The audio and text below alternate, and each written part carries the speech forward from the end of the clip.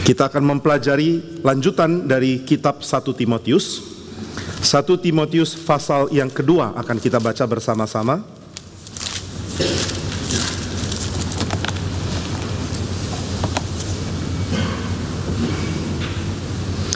Kita akan membaca 1 Timotius 2 ayat yang ke-8 sampai ayat yang ke-15.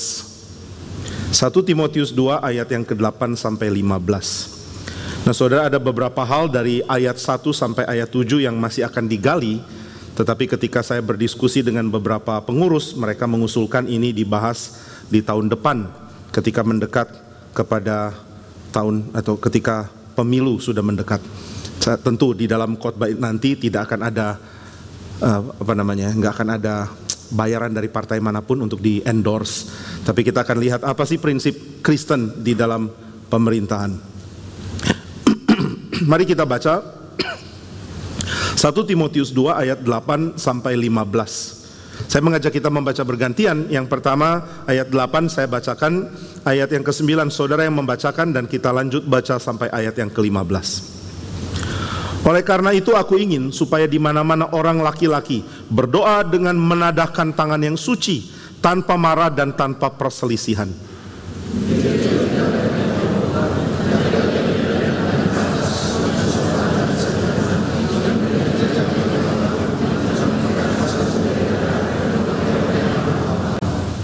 Tetapi hendaklah ia berdandan dengan perbuatan baik, seperti yang layak bagi perempuan yang beribadah.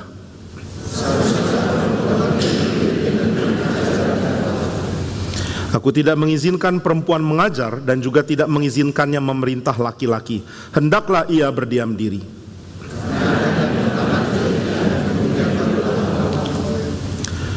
Lagi pula bukan Adam yang tergoda, melainkan perempuan itulah yang tergoda dan jatuh ke dalam dosa.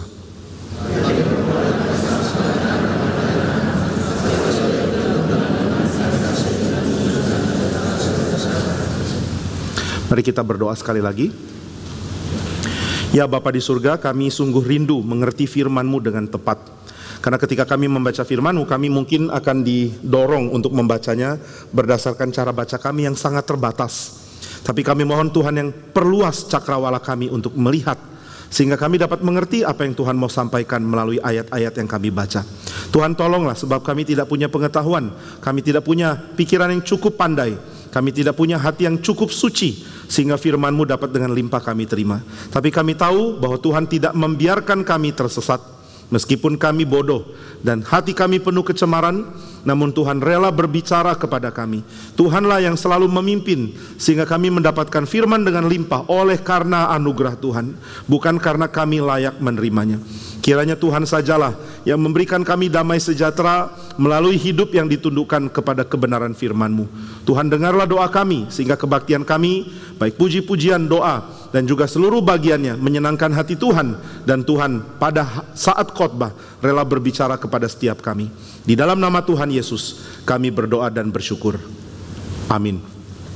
Saudara, ini adalah tentang sikap laki-laki dan perempuan. Tetapi kita harus tahu bahwa ini adalah sikap laki-laki dan perempuan di dalam konteks dari surat Timotius yang sangat erat kaitannya dengan kondisi di Efesus. Kita tidak bisa membaca kitab suci tanpa mengetahui apa yang sedang terjadi.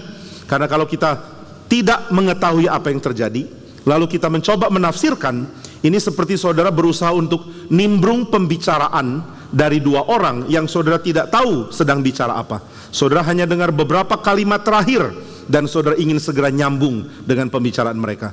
Ini akan membuat saudara menjadi orang yang nggak nyambung, bicara hal-hal yang tidak ditanggapi dan juga tidak mungkin cocok dengan apa yang sedang dibicarakan.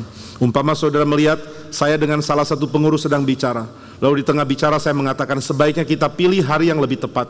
Hari yang sudah dipilih ini kurang bagus, mari kita pilih hari yang lebih tepat. Mungkin hari Jumat lebih baik daripada hari Sabtu. Kemudian saudara baru dengar kalimat ini, saudara tidak tahu sebelumnya bicara apa, saudara tidak tanya apa yang terjadi, saudara langsung nimbrung mengatakan, menurut saya kalau Natal lebih baik Sabtu, jangan Jumat. Karena kalau kita mau lakukan hari Natal, perayaan Natal, Jumat lebih sulit ketimbang Sabtu. Lagi pula Jumat banyak dipakai untuk ibadah dari agama lain, jadi kita pakai Jumat saja untuk Natal. Nah, dua orang ini, saya dan pengurus, mengatakan kami lagi tidak bicara Natal, bicara kita tidak nyambung. Tapi kamu bicara soal Jumat dan Sabtu, saya asumsikan ini tentang Natal. Tidak, kami bicara hal lain. Kami bicara jadwal pingpong baiknya kapan. Nah, saya mau pakai contoh olahraga lain, tapi saya ingat ini Karawaci dan mungkin agak susah pakai olahraga lain karena ada olahraga sakral di sini. Nah, saudara, ketika orang nyambung dengan bicara yang gak nyambung itu, maka dia sedang salah tafsir dan dia salah dalam nimbrung, dalam ikut dalam diskusi. Demikian ketika kita membaca surat Paulus kepada Timotius. Ini surat Paulus kepada Timotius, ada konteks, ada pembicaraan awal, ada sesuatu yang harus diselidiki baik-baik. Kalau ada kalimat-kalimat yang membingungkan, maka sangat perlu bagi ahli di dalam dunia perjanjian baru untuk coba merangkai penjelasan sehingga kita dapat mengerti apa yang sebenarnya sedang dibicarakan. Nah, seorang ahli dari biblical New Testament theology, dari ahli biblika ya, New Testament theology, seorang namanya Grant Osborne. Dia mengatakan bahwa kitab suci ini tidak pernah sulit untuk ditafsirkan di kulit. Saudara bisa pick up, bisa ambil beberapa perhiasan, beberapa harta karun yang ada di permukaan tanah, itu dia bilang, dan saudara akan dapat berkat. Tapi kalau saudara mau ambil cangkul, lalu saudara mulai kerja keras sampai capek sekali, gali lebih dalam, maka harta yang saudara temukan akan berkali-kali lipat lebih banyak. Jadi kalau ditanya, bisakah kita baca Alkitab begitu saja tanpa usaha yang berat? Dikatakan oleh Osborne, mungkin bisa. Mungkin saudara dapat ambil beberapa harta karun yang ada di permukaan tanah, tapi itu jauh lebih sedikit ketimbang kelimpahan harta yang saudara bisa dapatkan kalau saudara gali dengan usaha. Nah, maka gereja ditugaskan oleh Tuhan untuk gali, mengerti latar belakang, mengerti apa yang sedang terjadi di dalam dunia studi yang serius, studi yang tidak main-main, studi yang memenuhi segala standar dari dunia akademik. Ini sangat perlu. Di dalam penjelasan dari seorang teolog dari Duke University, seorang bernama Brian Gerrish, dia mengatakan sangat disayangkan karena orang Kristen selalu bertengkar. Orang Kristen itu hobi pecah, bikin skisma, lalu kemudian bertengkar satu sama lain, termasuk di dalam dunia pengajaran. Orang yang terjun di dalam dunia praktika membenci akademik dan teologi. Pokoknya hal yang berkait dengan akademik dan teologi hampir selalu mendekat ke neraka. Kamu belajar Alkitab sampai doktor, wah ini mendekat ke neraka. Nah, kalau ada hamba Tuhan pernah ngomong gini ya, saya tidak sedang sindir dia. Oke, saya sedang sindir tapi saya nggak sadar. Tapi bagus juga kalau dia disindir. Nah, saudara, kalau kita mengatakan bahwa kalau kamu belajar kitab suci secara akademik, secara studi teologi yang mendalam, ini mendekatkan kamu ke neraka, itu kalimat yang sangat salah. Karena tanpa orang yang studi baik-baik, gereja akan miskin secara teologi. Nah, kalau begitu perlukah orang yang mendalami kitab suci di dalam level yang secara akademik diakui? Sangat perlu. Karena Tuhan memberikan kitab suci menjadi bagian dari dunia akademik untuk diselidiki. Bahkan kalau mau dibilang, dari seluruh buku yang pernah ada di dalam sejarah, hanya Alkitab yang memberikan hasil kontribusi dunia akademik yang paling besar. Al-Quran tidak pernah memberikan kontribusi sebesar ini, Tripitaka tidak pernah, Weda tidak pernah, kitab dari Analek tidak pernah ada perpustakaan dalam berapa lantai, hanya dipenuhi dengan tafsiran, komentari, dan juga penjelasan dari tulisan itu selain Alkitab. Nah, ini sesuatu yang bisa dibuktikan secara angka. Orang yang studi Alkitab di dalam dunia akademik jauh lebih banyak dari orang yang studi kitab apapun. Nah, maka Alkitab memang bisa diselidiki dan harus diselidiki secara akademik. Tetapi akademia tidak akan ada guna kecuali yang akademik ini diterjemahkan untuk dimengerti oleh jemaat. Nah, Kevin Van Hooser, seorang teolog yang melayani di Amerika, dia mengatakan bahwa inilah tugas hamba Tuhan. Hamba Tuhan mungkin bukan akademisi yang punya gelar doktor di dalam bidang studi tertentu. Nah, ini bukan berarti kalau punya gelar doktor nggak bisa jadi hamba Tuhan, tentu bisa. Tapi orang yang tidak mempunyai kredibilitas akademik secara gelar, bisakah dia menjadi berguna? Sangat. Karena orang ini justru yang akan menerjemahkan dunia akademik untuk dimengerti oleh jemaat. Nah, ini tugas saya Ini tugas pendeta Rudi ketika kami berdiri di atas mimbar. Tugas kami adalah membawa hal yang sangat akademis, yang sudah digali oleh para teolog dan akademisi, lalu membagikannya kepada saudara, sehingga kami menjadi public theologian yang menjembatani antara dunia akademik dengan dunia praktika. Kalau gereja melakukan ini, gereja itu akan sehat. Nah, harap kita seimbang. Kadang-kadang kita tidak sadar tentang pentingnya dunia akademik, tetapi sayangnya kita orang-orang yang terlambat dan sedikit kurang di dalam menghargai dunia akademik. Karena bidang lain sangat menghargai, bidang kedokteran sangat menghargai riset dan dunia akademik, bidang teknologi sangat menghargai. Saudara bisa lihat berapa banyak uang diberikan kepada para akademisi untuk melakukan riset, melakukan percobaan, melakukan segala yang diperlukan untuk studi dan membuat artikel, dan kebanyakan dari mereka akan melakukannya bersama-sama. Nah, jadi perhatian yang diberikan oleh bidang studi lain terhadap dunia akademik sangat besar. Sayang kalau gereja tidak melakukan hal yang sama. Nah, maka ketika orang-orang yang ahli di dalam bidang perjanjian baru menulis, kemudian mereka memperdebatkan satu sama lain sampai akhirnya ada konsensus atau pengertian yang sama, maka kita akan mendapat gambaran tentang apa yang terjadi di dalam perjanjian baru, dan hamba Tuhan bertugas untuk membawanya dengan bahasa yang dimengerti untuk membuat jemaat bertumbuh. Nah, demikian orang yang studi 1 Timotius, mereka gali, mereka selidiki, dan mereka sadar di dalam konteks Efesus ada pergumulan tentang siapa pemimpin di dalam kehidupan di masyarakat, di dalam kehidupan bergereja, dan di dalam keluarga. Karena di dalam kebiasaan orang Efesus, segala hal yang berbau rohani itu banyak diarahkan kepada satu orang dewi bernama Artemis. Artemis ini menjadi ilah, menjadi goddess, menjadi dewi yang kuasai seluruh kota dengan penuh cinta kasih, dengan penuh perhatian, dan dengan penuh kerelaan untuk memberkati. Lalu siapa yang akan memimpin ibadah kepada Artemis? Yang akan ibadah, yang pimpin ibadah kepada Artemis adalah para imam-imam perempuan dari Artemis. Ini adalah para priestess of Artemis. Nah, mereka lah yang menjadi pemimpin secara rohani. Maka orang Efesus sudah terbiasa memahami, kalau urusan agama, perempuan yang dominan. Kalau urusan publik, laki-laki yang dominan. Kalau pergi ke Ahora, laki-laki yang akan berbicara di situ. Kalau pergi ke kuil, perempuan yang akan bicara di situ. Kalau bicara tentang pemilihan orang-orang yang akan jadi pemimpin kota, laki-laki yang dominan. Kalau mau pilih orang untuk jadi pemimpin kota, laki-laki yang akan dipilih. Tapi kalau mau bicara soal agama, soal iman, soal ibadah, perempuan yang akan dominan. Nah, sekarang agama Yahudi dan agama Kristen masuk. Yahudi punya pengertian beda jauh dengan konsep orang Yunani dan juga orang Efesus. Karena di dalam tradisi Yahudi, laki-lakilah yang menjadi pemimpin di dalam ibadah. Siapa yang memimpin di rumah ibadat, rumah doa? Laki-laki. Siapa yang memimpin di dalam sinagog? Laki-laki. Siapa yang menjadi imam? Laki-laki. Nah, maka ada dua jenis agama dengan dua gender yang beda untuk menjadi pemimpin. Itu sebabnya kekristenan yang terus melanjutkan tradisi Yahudi dan juga agama Yahudi dianggap sebagai agama yang aneh, yang mengacaukan tatanan yang umum. Laki-laki sudah punya peran di publik, kenapa mau ambil peran agama juga? Biar perempuan yang ambil peran di dalam agama.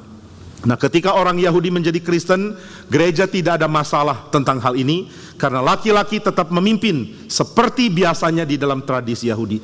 Namun ketika banyak orang Efesus yang bukan Yahudi, mereka dengar Injil, lalu mereka bertobat dan mereka masuk ke dalam gereja, mereka bawa kebiasaan di kuil untuk masuk ke gereja. Maka mulai muncul perempuan-perempuan yang dominan, mulai muncul orang-orang yang perempuan menjadi pengajar. Dulu mereka mendengar imam, yaitu priestess, imam perempuan, memberikan pengajaran dari kuil Efesus. Sekarang mereka, dari kuil Artemis, sekarang mereka ingin mendengarkan perempuan mengajar.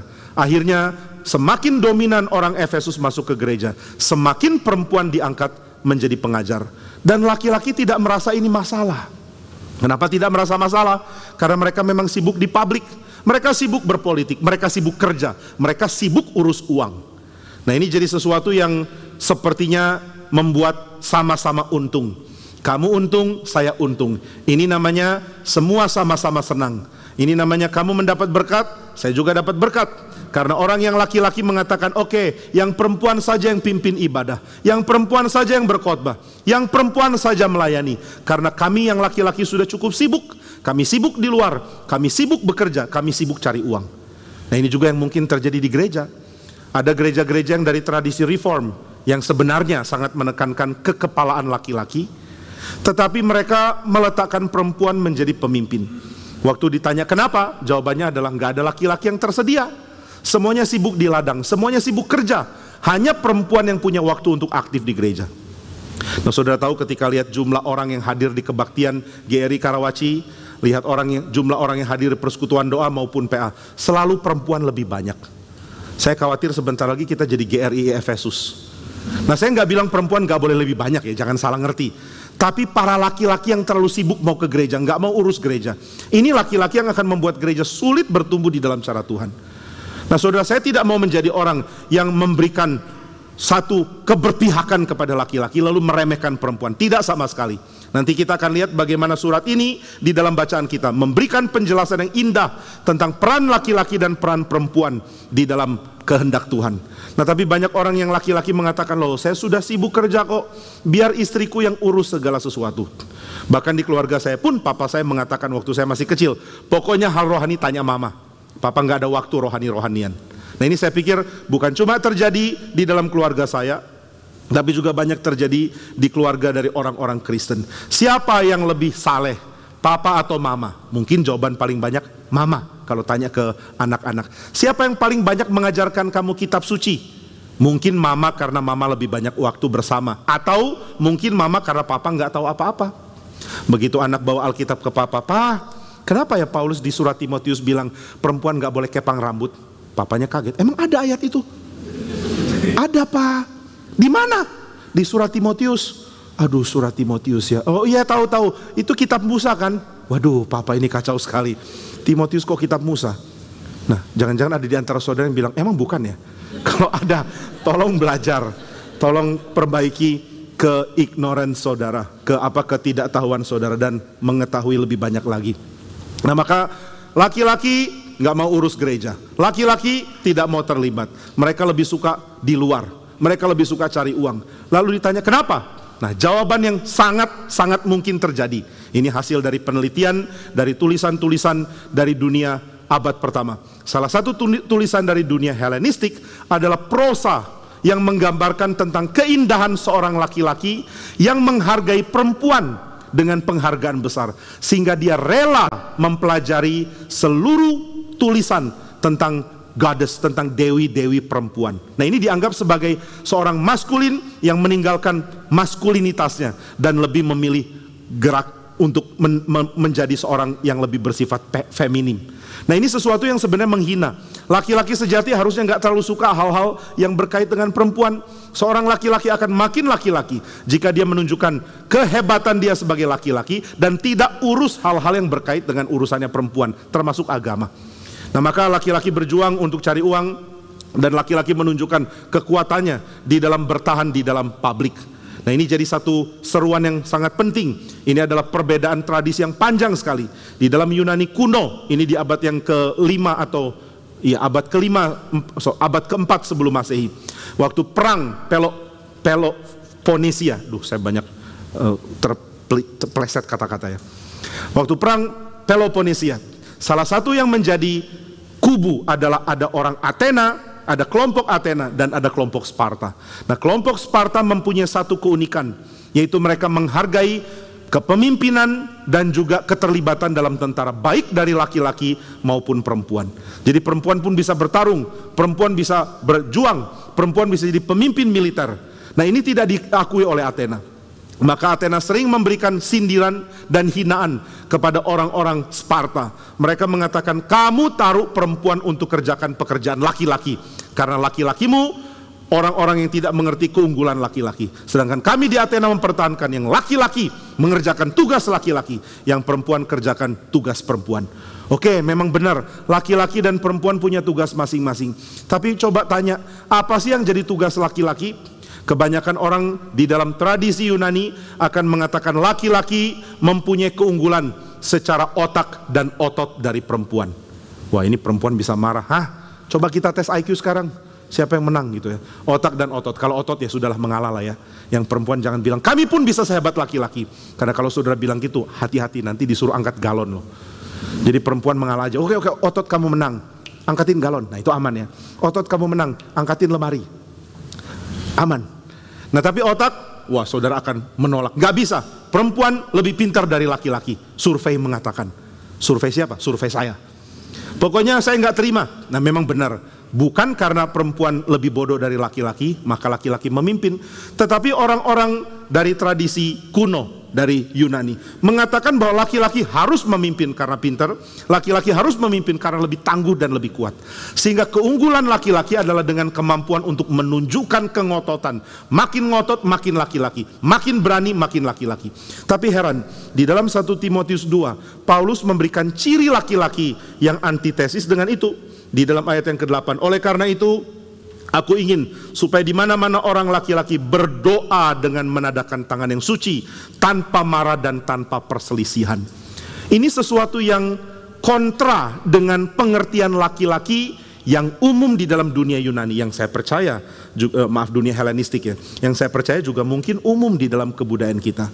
Kita mengatakan seorang itu laki-laki kalau berani menunjukkan kekuatan, bisa pamer otot, bisa berani berkelahi malah. Nah ini sesuatu yang menjadi gambaran stereotip tentang laki-laki. Tetapi Paulus memberikan kritik. Laki-laki jago berkelahi, nggak tentu laki-laki. Masa sih? Masa perempuan yang harus berkelahi? Tapi itu bukan ciri laki-laki yang agung di dalam pengertian kitab suci.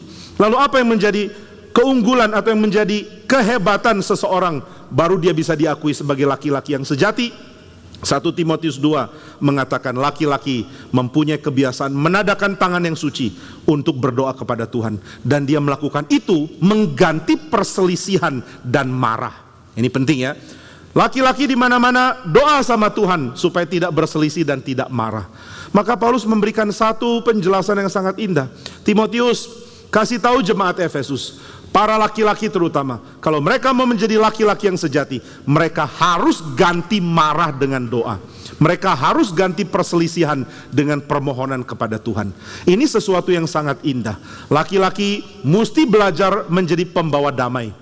Laki-laki mesti belajar untuk menjadi tenang. Laki-laki mesti belajar tidak gampang terprovokasi dan tidak gampang bicara dengan amarah. Nah ini yang seringkali kita pikir sesuatu yang tidak langsung identik dengan laki-laki. Kalau saudara setir mobil, lalu saudara langsung salip kiri, salip kanan, kemudian saudara buka kaca marah-marahin orang, langsung dibilang, nah ini baru laki-laki. Tapi kalau saudara dipepet orang, mengalah. Ada yang klakson, minggir. Wah ini kurang laki-laki. Tapi Paulus mengatakan salah. Yang laki-laki adalah yang tidak gampang terprovokasi untuk berkelahi. Nah sebenarnya ini bukan cuma Alkitab ya, karena di dalam dunia psikologi pun ditekankan laki-laki yang punya masalah mengontrol emosi adalah laki-laki yang sulit memegang tanggung jawab.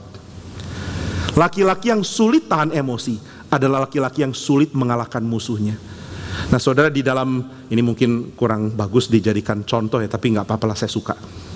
Di dalam film Godfather, orang yang gampang emosi ini akan menjadi orang-orang yang namanya soldier. Soldier itu tugasnya adalah to push the button. Ini kata deskripsi dari film itu gitu ya, dari dunia mafia. Siapa ini? Ini adalah misalnya ada seorang di dalam film itu namanya Luca Brasi.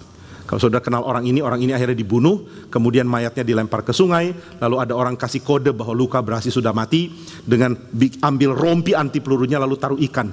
Nah ini artinya Luca Brasi sleeps with the fish. Nah jadi kalau saudara dengar referensi orang tidur dengan ikan, ini referensi ke Godfather. Karena ini film populer sekali, banyak yang kutip-kutip tanpa ngaku. Kalau saya ngaku gitu ya.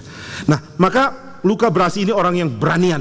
Dia ambil senjata, dia berani berkelahi, dia tidak takut apa-apa. Tapi akhirnya dia menjadi seorang yang tekan tombol. Dia jadi pesuruh untuk tembak sini, tembak sana, berkelahi dengan si ini, berkelahi dengan yang lain. Lalu salah satu yang ditekankan oleh film itu, kalau kamu mau menjadi pemimpin di dalam dunia mafia, kamu harus jadi orang yang tidak pernah tunjukkan emosi dan menyimpan segala perasaanmu, supaya orang menerka-nerka kamu ini sedang rasa apa. Nah, saya nggak bilang orang Kristen harus begitu ya. Tetapi ternyata di dunia sekuler pun mengakui bahwa orang yang cuma pakai emosi, yang terus galak, yang tidak kekang diri, dia sulit jadi pemimpin.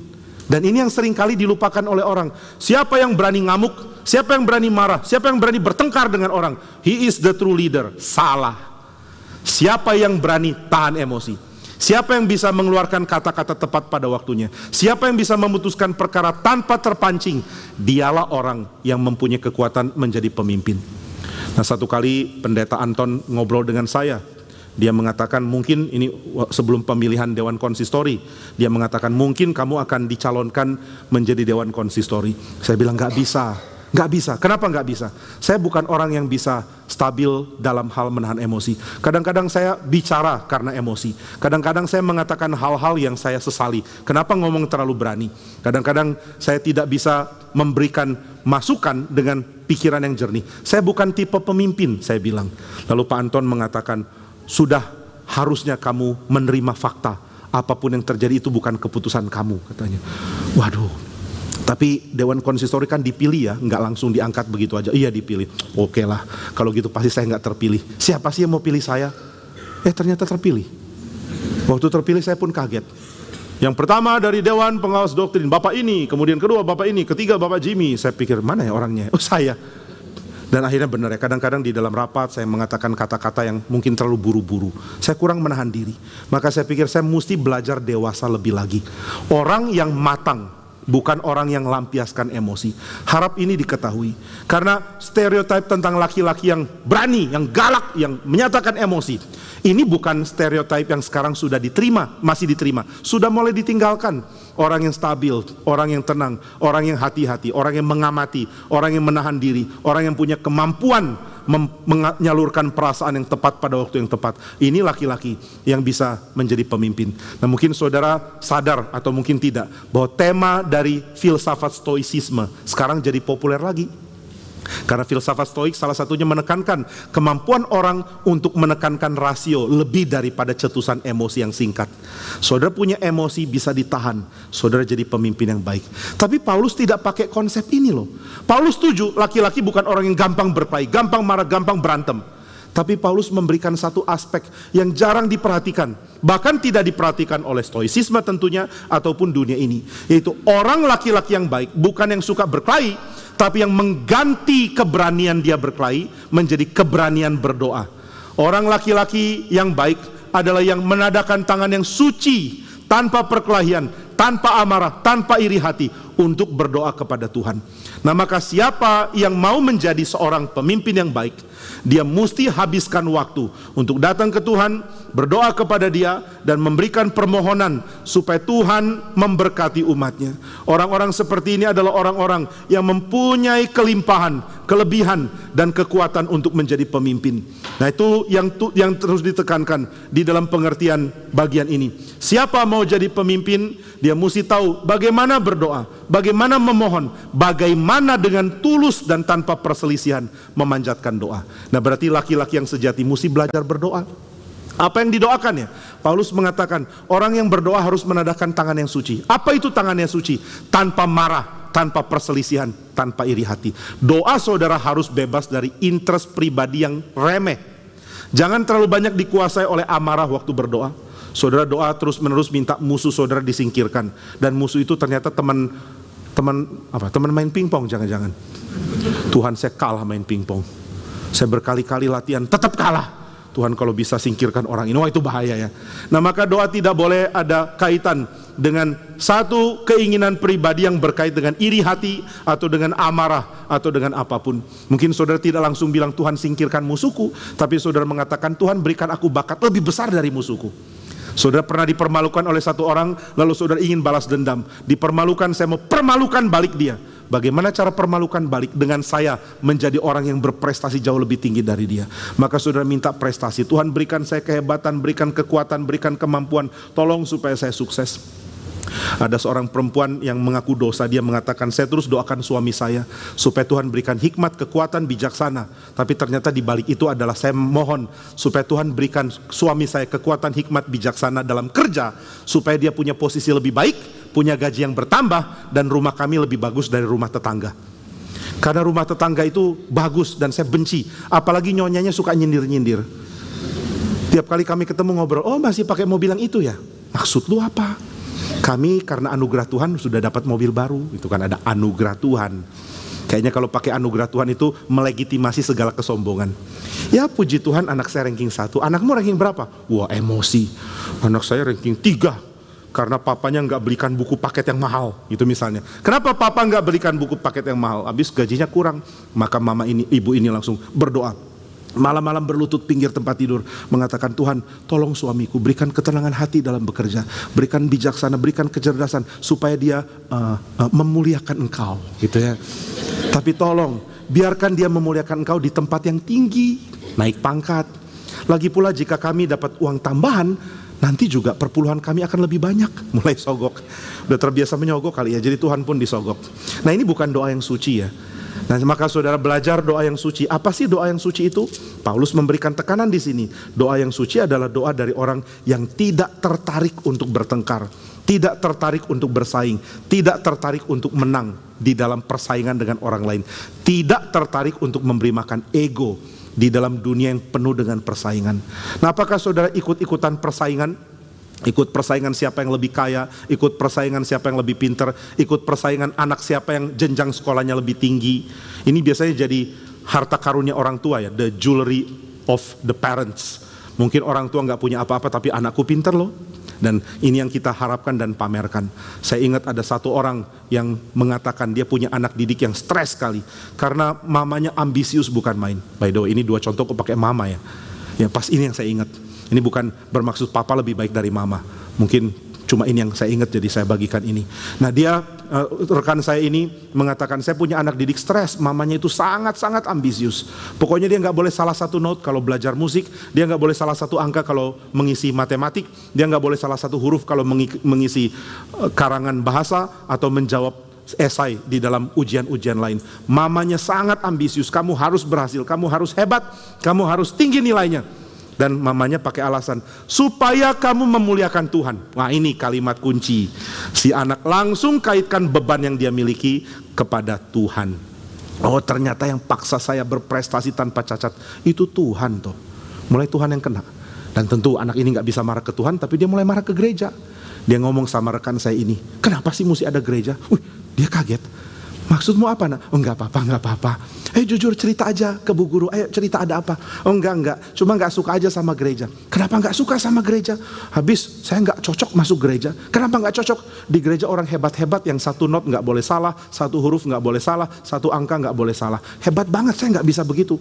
Wah ini rekan saya mulai bingung. Lu gereja mana ya? Ternyata GRII. Tenang, bukan Karawaci. Somewhere out there. Loh, kamu kenapa benci gereja? Saya nggak suka gereja karena gereja tempatnya orang yang nggak boleh salah sedikit pun. Tahu dari mana? Mama yang bilang Tuhan nggak terima kalau kamu ada salah sedikit pun. Ini namanya kontra reformasi kali ya. Sudah ada reformasi yang mengatakan kamu diterima Tuhan meskipun kamu tidak berprestasi apa-apa, kamu orang jahat bahkan orang berdosa. Namun Tuhan membenarkan kamu. Ini kan reformasi. Tapi ada reformasi baru, ada Martina Luther atau siapa ini yang melakukan 95 tesis untuk melawan Martin Luther justru. Nah, kamu nggak boleh salah dalam ujian karena kalau salah kamu gagal memuliakan Tuhan. Akhirnya anak itu mulai komplain, kenapa sih saya mesti memuliakan Tuhan? Kan dia udah mulia. Sudahlah. Lalu rekan ini diskusi sama saya bagaimana membimbing anak ini. Lalu saya mengatakan kayaknya mesti ngomong sama mamanya deh. Rekan saya mengatakan tolong kasih nasihat apapun tapi jangan yang itu, katanya. Saya bisa lakukan apapun tapi nggak mau ngomong sama mamanya orang ini. Nah saudara bisa lihat ya, dorongan yang besar, yang sangat hebat.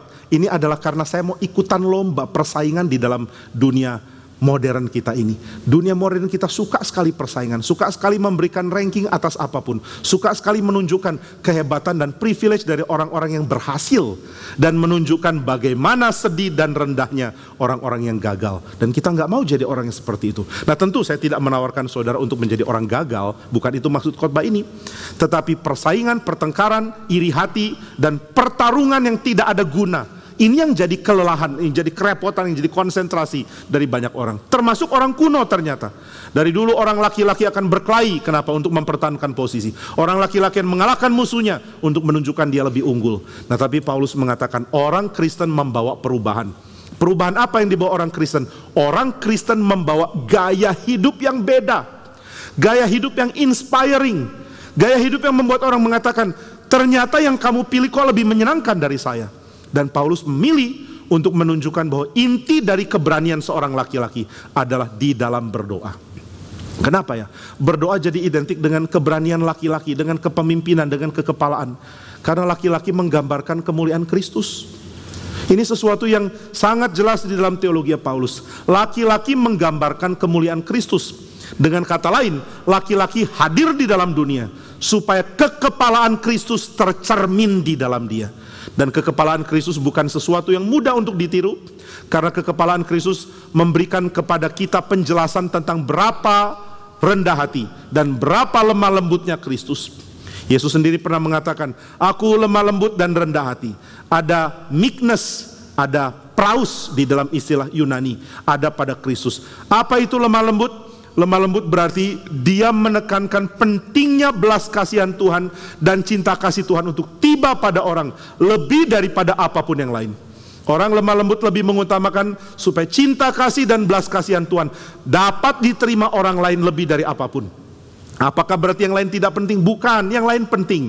Tetapi orang yang lemah lembut akan mendahulukan orang menerima belas kasihan dan cinta kasih Tuhan. Bagi dia yang paling penting adalah saya bisa hidup di dunia dengan memamerkan sifat itu sebagai sifat utama.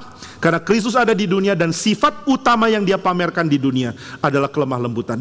Dia mau dipaku di atas kayu salib karena dia rela mengasihi kita dan mengosongkan diri bagi kita. Nah, itu sebabnya laki-laki mesti tahu dia mencerminkan gambaran Kristus. Dan untuk menjalankan ini nggak mudah. Jadi Paulus sebenarnya sedang mengatakan, hendaklah kamu singkirkan perkelahian, pertengkaran, iri hati dan segala hal yang membuat kamu dominan dengan cara yang salah. Lalu apa yang harus dilakukan? Hendaklah kamu lemah lembut seperti Kristus. Tapi Paulus nggak bilang begitu. Paulus mengatakan doalah. Maksudnya apa?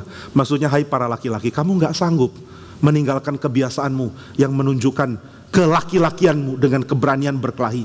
Tetapi kamu harus serahkan kepada Tuhan supaya kamu sanggup menjadi orang yang mencerminkan Kristus. Siapa sanggup? Gak ada. Lalu bagaimana bisa berhasil? Dengan berdoa kepada Tuhan. Itu sebabnya hari demi hari mari berdoa kepada Tuhan.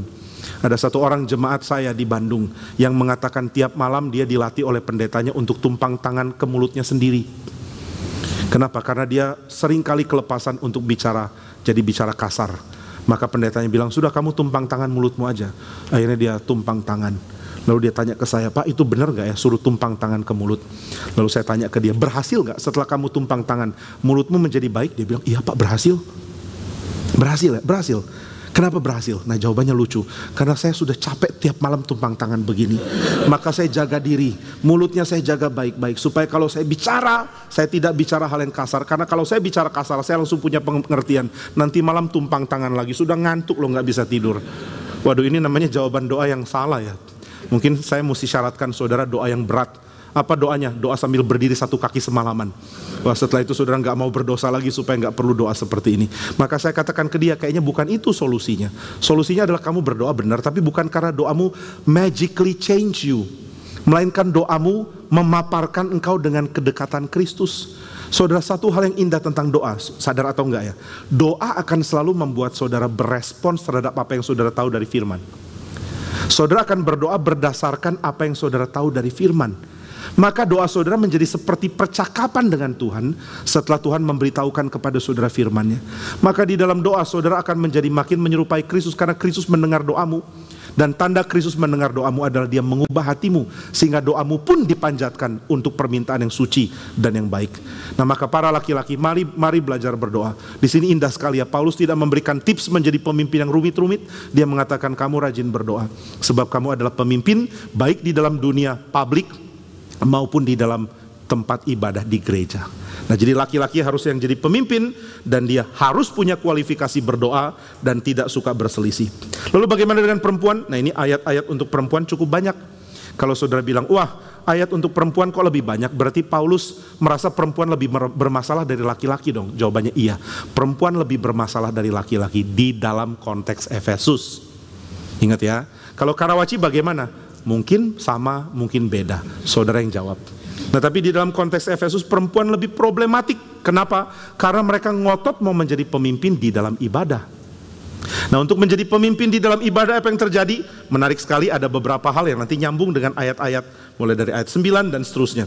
Orang-orang yang menjadi pemimpin terutama di dalam kuil dari Artemis adalah orang-orang yang mendapatkan kelimpahan. Karena orang yang menyembah Artemis biasanya adalah orang yang paling murah hati memberikan persembahan, termasuk kepada para imam. Karena kuil Artemis akan dihias begitu besar. Sumbangan dari orang-orang kaya diberikan ke situ. Karena Dewi Artemis adalah Dewi hikmat untuk mendatangkan uang.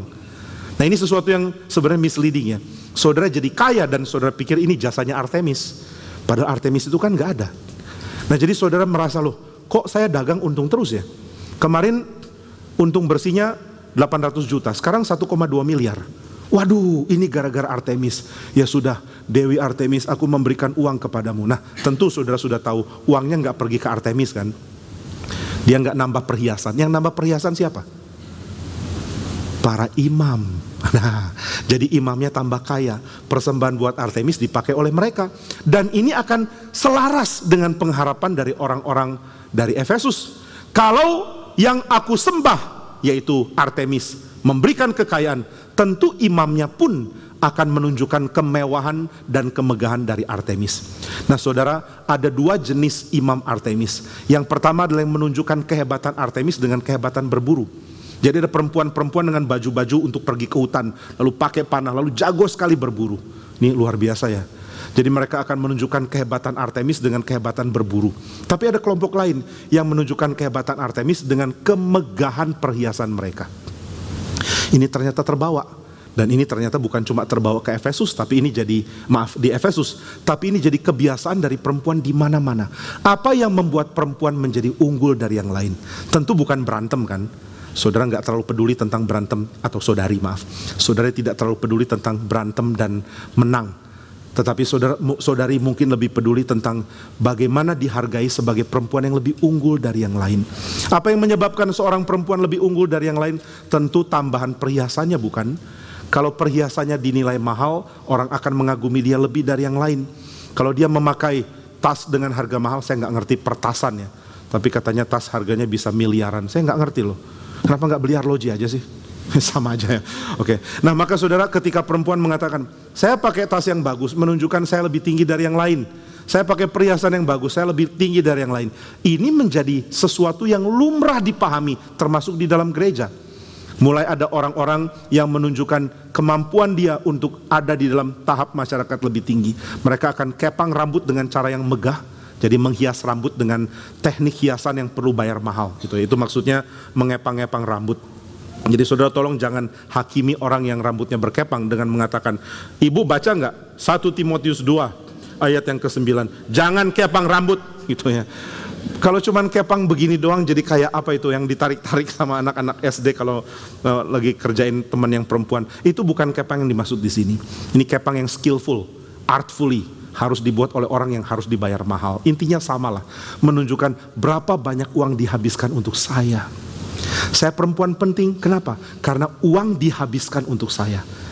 Nah ini kadang-kadang jadi isu yang mengagetkan ya. Berapa besar nilaimu? Nilaiku sama dengan berapa banyak uang dihabiskan untuk saya.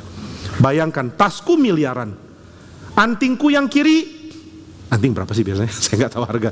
Miliaran juga lah anggap.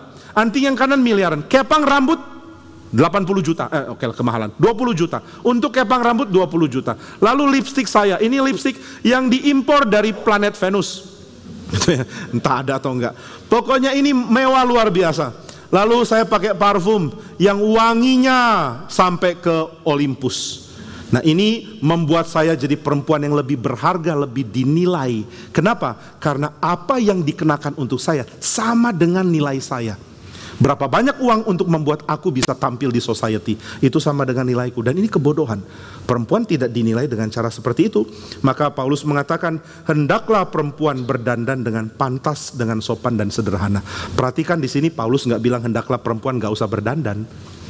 Paulus nggak bilang, hei perempuan, jelek aja nggak apa-apa kok. Yang penting hatimu cantik gitu ya. Enggak loh, Allah kita adalah Allah yang menghargai keindahan karena dia sumber keindahan. Saya sering dikomplain oleh beberapa orang, saya ingat nama-namanya, ini kepahitan gitu ya. Pertama istri saya, yang kedua adalah salah satu penatua di pusat, Pak Didi, dan yang ketiga adalah tim Aufi pusat. Mereka selalu sindir rambut saya nggak bisa rapi. Saya bersyukur di Karawaci nggak ada satupun yang sindir gitu ya. Makanya saya mencintai saudara lebih daripada orang pusat gitu ya. Setiap kali saya turun pasti ada Pak Kitro atau siapapun yang bilang, Pak rambutnya tadi itu, aduh di video itu saya udah gregetan pengen maju ke depan perbaiki katanya. Kadang-kadang saya bilang, kenapa nggak maju perbaiki? Maju lalu beresin rambut saya gitu ya. Nah saya dikritik tentang itu. Lalu istri saya biasanya kasih kritikan yang lebih mengena. Dia mengatakan, kalau mau jadi berkat, tampilkan khotbah yang indah dengan diri yang diperhias senormal mungkin, maksudnya sewajar mungkin. Tapi menghias rambut yang wajar aja kamu nggak mau. Ini kan bukan kepang-kepang kata dia. Iya sih, saya juga pengen rambutnya rapi. Cuma gimana ya, rambut saya ini ada jiwa pemberontakannya. Nah, maka perempuan berdandan dengan sopan, bukan berarti nggak usah berdandan. Yang perempuan coba perhatikan kecantikanmu untuk ditampilkan. Orang yang terlalu cuek terhadap tampilannya berarti orang yang belum belajar bertanggung jawab sebagai orang dewasa. Karena anak-anak memang nggak suka menghias diri lah ya. Namanya anak-anak main kemana, lumpur di mana-mana, datang santai aja. Anak saya waktu masih umur 6 ya, dia kotor seperti apapun dia nggak peduli. Tapi menjelang dia dewasa, dia mulai perhatikan dirinya. Dia mau kelihatan cantik, dia mau kelihatan bagus. Dan ini sesuatu yang baik. Berdandanlah kata Paulus. Tapi dengan pantas, jangan dengan cara yang berlebihan. Nah maka di ayat 9 ditekankan, hendaklah ia berdandan dengan pantas, dengan sopan dan sederhana. Saudara ingat ya, tema sederhana ini tema Helenistik juga. Itu bukan tema artinya beli yang semurah yang kamu bisa peroleh, bangga dengan murah, bukan bangga dengan murah. Ini kan ada lelucon ya, orang-orang dari suku tertentu pamer berapa mahal mereka belanja, tapi orang dari suku lain pamer berapa murah mereka belanja. Saya dapat ini cuma 5.000 loh, di toko lain 10.000 kan, hebat nggak saya gitu ya. Nah jadi perhiasan yang paling murah. Kamu pakai lipstik berapa? 2.000. 2.000. Saya tahu ada yang 1.500. Mana saya mau gitu misalnya. Enggak, bukan itu ya. Bukan maksudnya cari yang murah, tapi sederhana di sini itu berkait dengan keindahan yang tidak perlu dibuat ekstrim untuk indah. Nah ini sesuatu yang penting ya. Saya ini orang yang senang sekali mobil di tahun 70, tahun 80. Mungkin paling barunya tahun 90 lah. Saya dapat kesempatan pakai mobil tahun 90, mungkin saudara tahu ceritanya ya, yang sempat knalpotnya jatuh gitu. Lalu ternyata knalpot sudah diperbaiki, bumpernya itu udah mulai retak. Akhirnya diperbaiki, sampai sekarang belum ketemu yang tepat. Akhirnya belum ketemu, kemudian saya dipinjamkan sebuah mobil lebih baru. Saya kurang suka yang lebih baru. Saya lebih suka yang lebih lama. Yang baru yang sekarang saya nggak suka sama sekali. Kenapa? Terlalu banyak lekuk yang nggak perlu. Coba saudara lihat mobil saudara, lekuknya banyak banget kan. Sudah begini, pluk diginiin lagi. Lalu begini lagi. Ngapain? Bikin lurus aja oke kok. Saya nggak ngerti. Coba lihat, nggak usah sebut merek lah, nggak boleh. Tapi pengen sekali sebut gitu ya. Coba mobil apapun lah sekarang, selalu ada lekuk yang nggak perlu. Sudah pintunya begini, tiba-tiba ada pluk begini. Ngapain taruh begini? Nggak ngerti saya. Tapi mobil zaman dulu seperlunya dihias, tapi cantiknya bukan main. Saya yakin kalau saudara punya jiwa estetika yang tinggi, saudara akan sama dengan saya. Gitu ya. Mobil yang ekstrim, lekuk di mana-mana, lekuknya nggak perlu, ngapain? Itu keindahan yang memuakkan, keindahan yang bukan indah. Keindahan yang sejati adalah ada fungsi yang secara minimalis terpenuhi, tetapi tampilan keindahannya bukan minimalis. Nah ini namanya adalah seni atau keindahan klasik. Nah klasik ini istilah ya, istilah yang berkait dengan timelessness. Jadi klasik itu bukan arti yang lama, jangan salah. Kamu suka musik klasik? Iya. Oh berarti kamu suka yang tua-tua? Enggak. Itu namanya arkeologis gitu ya. Tapi klasik itu artinya kapanpun zamannya kamu akan hargai ini sebagai indah. Enggak peduli kamu hidup di tahun 80, tahun 90, atau tahun 20, atau tahun 1800, siapapun manusia sepanjang sejarah akan mengakui ini indah. Itu namanya klasik, timeless. Nah timeless biasanya tidak terlalu memamerkan diri. Yang terlalu pamerkan diri selalu akan dianggap hina. tapi yang mempunyai kemampuan untuk menunjukkan keindahan tanpa menjadi terlalu memamerkan diri. Ini keindahan yang sejati. Maka sebenarnya Paulus sedang mengarahkan kita untuk melihat keindahan seorang perempuan sebagai keindahan yang sederhana namun sangat menarik untuk dilihat. Seorang perempuan yang baik adalah seorang perempuan yang tidak mau menonjol di masyarakat, tidak mau jadi pusat perhatian. Tapi karena kecantikannya dia tetap jadi pusat perhatian. Karena kebaikannya dia tetap jadi pusat perhatian. Karena keramahannya dia tetap jadi pusat perhatian. Tapi dia nggak mau jadi pusat perhatian. Nah, ini satu kehidupan paradoks yang sangat penting. Saya kenal banyak sekali pengurus kita yang perempuan yang sangat-sangat mudah untuk diperhatikan. Bukan karena mereka terlalu cantik. Saya nggak bilang jelek loh ya. Jangan fitnah saya. Pengurus-pengurus kita perempuan cantik iya, tapi yang membuat orang memperhatikan mereka adalah karena kerjanya bagus, sederhana, rendah hati, mau kerjakan apapun, mau tolong siapapun. Mereka pasti akan menonjol, mereka pasti akan dikenal, mereka pasti akan jadi orang yang disorot di gereja ini. Tapi mereka menolak untuk disorot. Mereka mau jadi orang biasa saja. Nah, ini namanya kecantikan. Nah, Paulus sedang mengatakan, hei perempuan, jangan mau ketika kamu datang di satu tempat, kamu seolah mengatakan, ini aku, gitu ya. It's me. Itu tindakan yang sangat kontra dengan keindahan. Saudara kalau lihat ada anak muda bawa motor, lalu motornya dicopot knalpotnya supaya kalau digeber bunyinya bikin tuli orang sampai ke Amerika. Brang! Ini kan mau bilang, aku ada, lihat aku gitu kan. Begitu motornya lewat, lihat saya. Nah, ini namanya motor geberan. Nah, saudara, Paulus mengatakan perempuan jangan seperti itu. Waktu berdandan, dandannya teriak, lihat saya. Mari berdandan dengan sederhana. Lalu di bagian berikutnya, jangan memakai emas atau mutiara ataupun pakaian yang mahal-mahal. Sama, jangan tonjolkan diri sebagai orang yang mampu memberikan perhiasan yang mahal. Ayat 10, tetapi hendaklah ia berdandan dengan perbuatan baik, seperti yang layak bagi perempuan yang beribadah. Biarlah perbuatan baik dan kecantikan yang sederhana menjadi ciri dari perempuan yang beribadah. Nah, jadi Paulus tidak bilang kamu nggak boleh jadi orang yang dominan di gereja, tapi hendaklah kamu jadi dominan di dalam perbuatan baik tanpa menginginkan posisi penting atau menonjolkan diri. Mari hidup dengan cara menjalankan kebaikan yang sederhana. Ini ayat yang ke-10. Hendaklah berdandan dengan perbuatan baik. Lalu perbuatan baik apa? Paulus tidak mau perempuan menonjol, mengatakan ini saya. Dan di dalam ayat yang ke-12 menunjukkan bahwa di Efesus ada problem dengan perempuan yang ingin dianggap penting. Nah, salah satu yang membuat mereka penting adalah kalau mereka jadi pemimpin dan pengajar, kalau mereka berkhotbah dan mereka mengajar di dalam ibadah. Nah, ini yang Paulus nggak mau. Paulus mengatakan, aku tidak mengizinkan perempuan mengajar dan juga tidak mengizinkannya memerintah laki-laki. Hendaklah ia berdiam diri. Nah, bagaimana dengan GRI? GRI suruh perempuan mengajar nggak? Iya loh. Wah, kita ini sudah melanggar firman Tuhan. Betulkah? Bukan. Lalu apa maksudnya Paulus? Perempuan harus berdiam diri. Wah, kalau begini perempuan nggak boleh ngomong ya. Kalau saya tanya, hai para perempuan, sudah ngerti khotbahnya? Saudara tutup mulut dan mengatakan, maksudnya nggak mau ngomong. Nggak, bukan gitu. Katanya perempuan nggak boleh ngomong. Bukan. Perempuan tidak boleh bicara di dalam konteks kepemimpinan jemaat. Misalnya gini ya, di dalam seluruh GRI Karawaci, siapa yang sebaiknya mewakili GRI Karawaci sebagai pemimpin? Tentu para penatua. Bisa nggak perempuan bilang, saya mau? Nggak bisa gitu suaranya, saya mau. Gitu misalnya. Nggak bisa. Perempuan tidak diangkat menjadi perwakilan dari gereja Tuhan. Tapi bukan berarti perempuan nggak boleh mengajar. Nah, ini harus kita mengerti dengan tepat. Bolehkah perempuan mengajar? Boleh. Tapi tidak menjadi perwakilan dari seluruh GRI Karawaci. Nah, itu sebabnya pengajar adalah pendeta yang memang, penatua yang memang ditahbiskan untuk mengajar. Siapa yang berkhotbah? Penatua yang ditahbiskan untuk mengajar, itu penatua pendeta. Ada saya, ada pendeta Rudi, dan nanti juga Vikaris Adam akan dipendetakan dan para pendeta lain. Nah, ini yang akan berkhotbah di dalam kebaktian. Tapi bukan berarti di tempat lain perempuan tidak boleh berkhotbah, mengajar, apalagi di sekolah minggu dan lain-lain. Nah, ini sangat penting untuk kita ketahui dengan tepat. Maka di sini ditekankan perempuan jangan mau mengambil kepemimpinan seperti di dalam kuil Artemis. Jangan mau menjadi dominan seperti perempuan-perempuan yang tidak mengerti bagaimana beribadah. Lalu bagaimana? Nggak boleh mengajar, nggak boleh memerintah laki-laki, tidak boleh menjadi orang utama yang menonjol. Kenapa? Karena perempuan diangkat oleh Tuhan menjadi pemimpin, menjadi pendamping bagi pemimpin. Nggak ada pemimpin bisa memimpin kalau dia tidak didampingi oleh orang yang baik, yang berkualifikasi.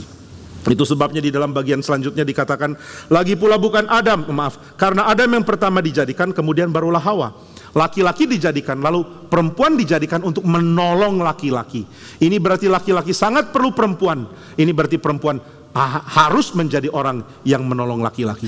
Nah, maka Adam diciptakan dulu, baru kemudian Hawa. Ayat 14, lagi pula bukan Adam yang tergoda, melainkan perempuan itulah yang tergoda dan jatuh ke dalam dosa. Ini merefer kepada peristiwa di Taman Eden, ketika perempuan mengambil peran sebagai wakil dari manusia. Wakil dari manusia ya. Harusnya Adam yang jadi wakil, dia kepalanya kok. Tapi Hawa yang menghadapi ular. Ular berbicara dengan Hawa, lalu Hawa mengambil posisi sebagai kepala. Nah, jadi Paulus mengatakan itu yang salah di dalam bagian awal dari sejarah manusia. Lagi pula bukan Adam yang tergoda, melainkan perempuan itulah yang tergoda dan jatuh ke dalam dosa. Yaitu tadi ya, perempuan yang mengambil step sebagai perwakilan, sebagai kepala dari manusia. Ayat 15, tetapi perempuan akan diselamatkan karena melahirkan anak, asal ia tekun dalam iman dan kasih dan pengudusan dengan segala kesederhanaan. Nah, ini mungkin disalah mengerti. Perempuan selamat karena melahirkan anak? Berarti apa? Sola lahira.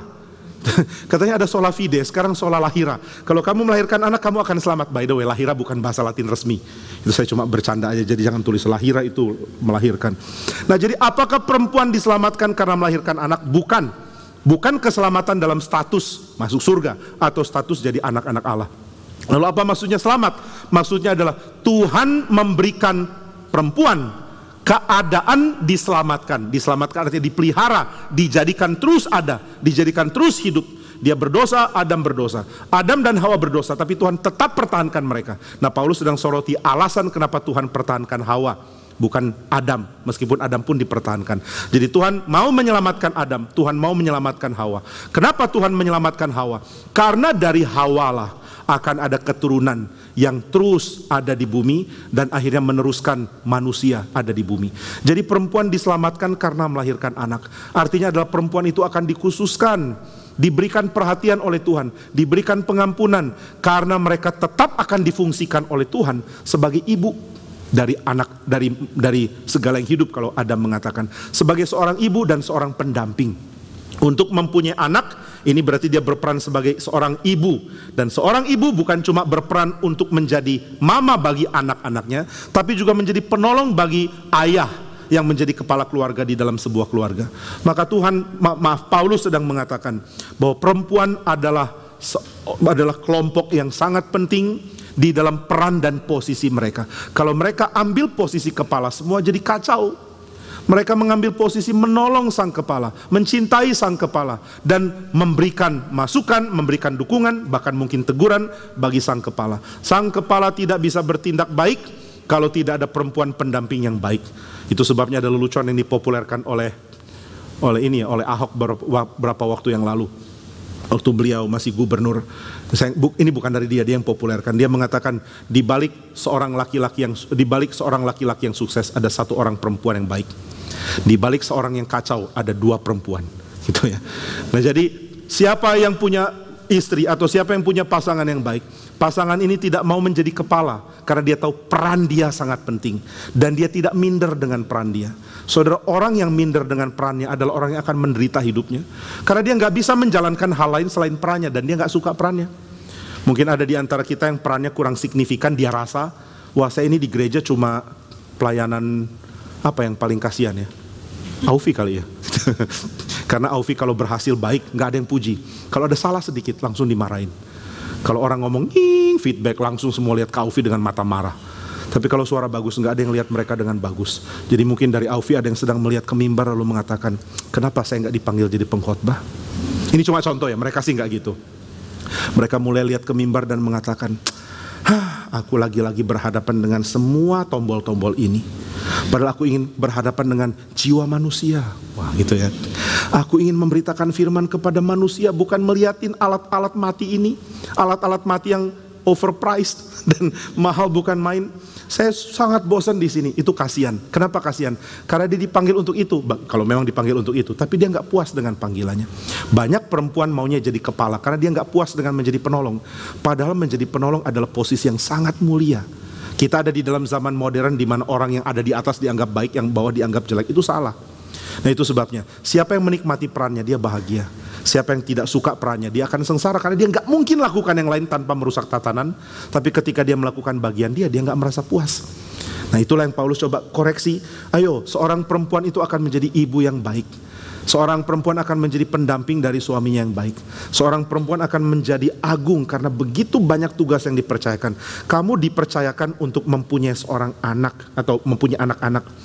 Asal kamu bertekun dengan iman dan kasih dan pengudusan dengan segala kesederhanaan, engkau akan sangat berguna, engkau akan sangat memuliakan Tuhan, engkau akan sangat menjadi berkat jika engkau melakukan bagianmu dengan penuh cinta kasih dan dengan penuh kerelaan. Nah ini kira-kira yang Tuhan mau bagikan lewat surat Paulus ini. Laki-laki, jangan pikir posisimu adalah untuk ngotot menunjukkan hebatnya kamu, tapi engkau harus menjadi seperti Kristus yang rela berkorban, dan doalah supaya engkau mampu menjalankan posisi itu. Dan perempuan, engkau menjadi seorang pendamping yang sangat penting, yang sangat dihargai dan yang sangat-sangat memberkati. Ada begitu banyak perempuan saleh yang menjalankan tugasnya dengan luar biasa, tapi mereka tidak mendapat sorotan seperti orang-orang yang diagung-agungkan di dalam dunia entertainment. Bagi saya dunia kita ini bodoh di dalam memberikan penghargaan, karena orang yang remeh dihargai berlebihan, orang yang agung diabaikan dan dilupakan begitu saja. Tapi Tuhan tidak lupa. Tuhan tidak lupa siapa yang penting, siapa yang agung, siapa yang berharga, siapa yang bernilai. Dan Tuhan akan memberkati mereka.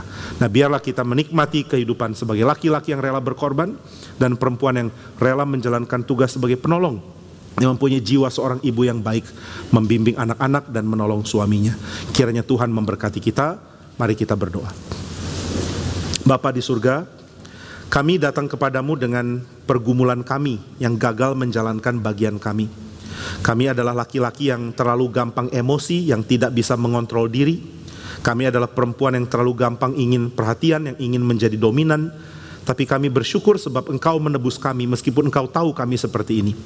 Dan kami bersyukur karena Engkau juga memberikan kami anugerah, membentuk kami sehingga kami dapat berubah dan menjadi orang yang menyenangkan hati Tuhan. Maka biarlah Tuhan terus bekerja dalam kehidupan kami dan memberikan kami pertumbuhan dan juga kesempurnaan hidup di dalam Tuhan.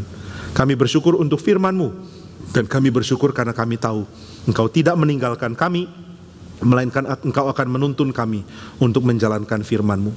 Di dalam nama Tuhan Yesus kami berdoa dan bersyukur. Amin.